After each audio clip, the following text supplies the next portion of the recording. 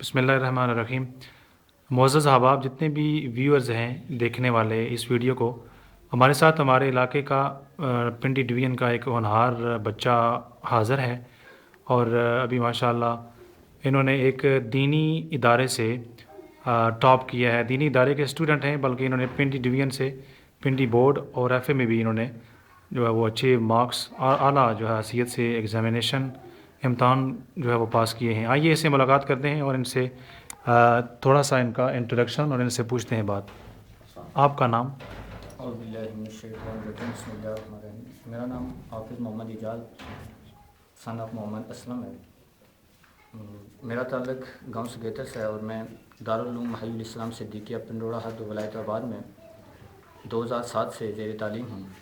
میں نے 2007 میں ادیب ادبی عالم ادبی کیا، اس کے بعد میں نے میٹرک میں 2009 میں راولپنڈی بورڈ میں 4th ڈسٹرکٹ میں پہلی پوزیشن حاصل کی۔ اس پر چیف منسٹر آف پنجاب میاں شہباز شریف صاحب کی طرف سے مجھے 4 لاکھ روپے کا ریوارڈ دیا گیا۔ اس کے علاوہ ادارے کے محترم قبلہ حاجی محمد شریف صاحب کی طرف سے بھی انتہائی کریج کیا گیا، جس کی وجہ سے میرے دل میں مزید خواہش پیدا ہوئی کہ میں نیکسٹ مزید جو ہے نا اپنی اس ترقی کو مسلسل کنٹینیو کروں۔ پھر میں نے انٹرمیڈیٹ میں بھی ٹاپ کیا اور 2nd پوزیشن آئی۔ پھر چیف منسٹر آف پنجاب میاں اور یہ شہباز 2nd پوزیشن آپ نے پنڈی ڈویژن میں پنڈی بورڈ یا؟ پنڈی بورڈ میں 4 ڈسٹرکٹس میں آتے ہیں، ٹھیک اٹک، جیلم، چکوال اور راولپنڈی، 4 ضلع ٹھیک جو آتے ٹھیک ہیں۔ ٹھیک ماشاء تو اللہ۔ ایز اے پرائیویٹ کینڈیڈیٹ میں اپیئر ہوا تھا، اور 1 سال میں نے درس نظامی کا ایک کورس عالم ادبی کیا، اور دوسرے سال میں ایک ہی سال میں فرسٹ ایئر اور سیکنڈ ایئر کی جو ہے وہ پریپیئر کیا زبردست۔ کی۔ ابھی ہمارے جو تحصیل کلر سیدہ کا ایک انتہائی عالی شان ادارہ ہے، محترم حاجی محمد شریف صاحب پنڈورا ہردو میں، اس میں آپ زیر تعلیم ہیں؟ جی، میں قبلہ حاجی محمد شریف صاحب کے ادارے میں 5 سال سے زیر تعلیم ہوں۔ میں نے درس نظامی میں ادیب ادبی، عالم ادبی اور فاضل ادبی اب کر رہا ہوں۔ اور آپ کی ایمز کیا ہیں؟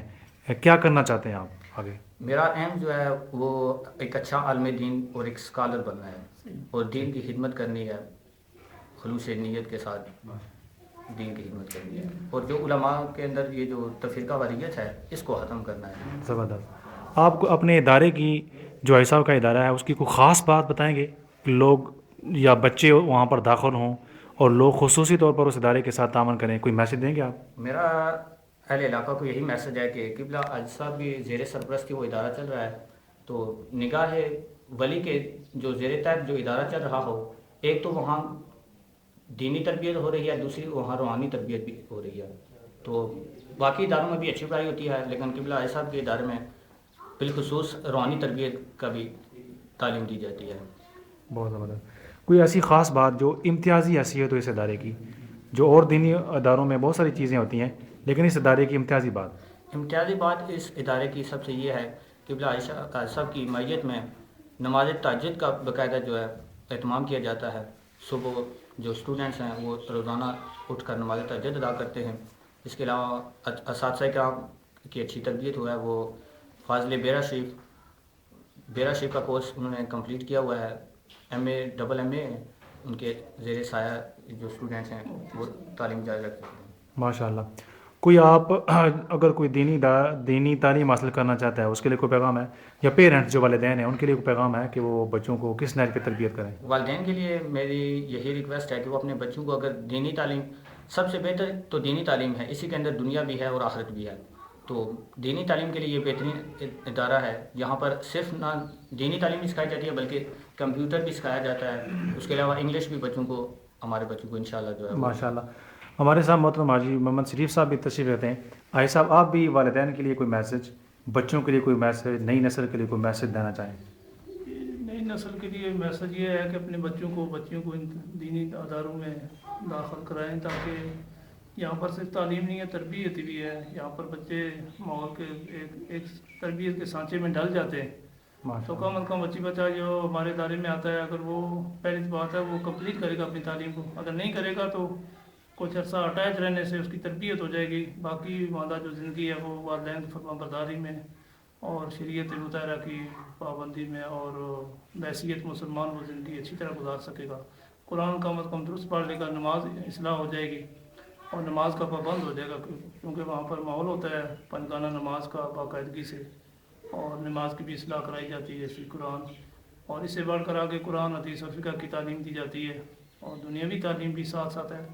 اور خصوصیت یہ ہے ہمارے اداروں کی کہ ہم میٹرک 1 سال میں کراتے ہیں، 2 سال کا کورس ہے۔ اگر 2 سال ہم لیں تو پھر بچہ اتنا ٹائم نہیں دے سکتا ہے کہ وہ درس نظامی بھی پڑھے، تو 12 سال بن جاتے ہیں۔ تو پھر آگے چل کر ایف اے جب آتا ہے، فرسٹ ایئر سیکنڈ ایئر، 1 سال میں ہم کراتے ہیں ایف اے۔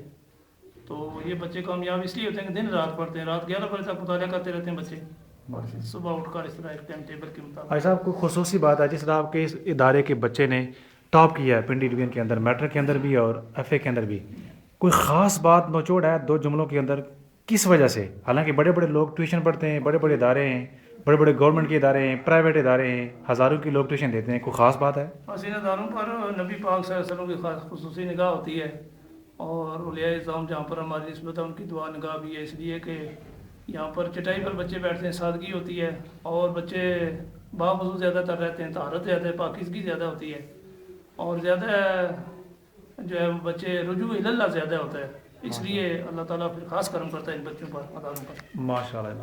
اس کے ساتھ ہمارے علاقے کی ایک نہایت ہی محترم شخصیت محترم سید صغیر احمد شاہ صاحب بھی تشریف رکھتے ہیں، ان سے بھی پوچھتے ہیں کہ آپ کیا فرمانا چاہیں گے دینی تعلیم کے بارے میں، اداروں کے بارے میں؟ محترم، دین جو ہے یہ تو پہلے ہے، سب سے پہلے دین ہے، اس کے بعد دنیا ہے۔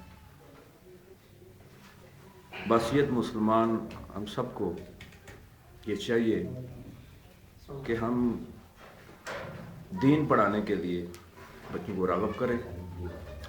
وہ اسی طرح ہو سکتا ہے کہ ہم اپنے گھر کا ماحول دینی بنائیں، نماز پڑھیں، قرآن پاک کی تلاوت روزانہ کریں، یقیناً ہمارے بچے بھی ہمارے اس کام کو پک کریں گے اور یقیناً دین کی طرف راغب ہوں گے۔ تو اصل مسلمان کے لیے تو دینی تعلیم ہی ہے، چونکہ دین نہیں ہے تو پھر مسلمان بھی نہیں ہے۔ مسلمان کو بالخصوص اپنے بچوں کو دین کی طرف راغب کرنا چاہیے اور دینی تعلیم پراٹھی کے ساتھ میں دینی چاہیے، سب سے پراٹھی کے ساتھ۔ جزاکم اللہ خیر، بہت شکریہ۔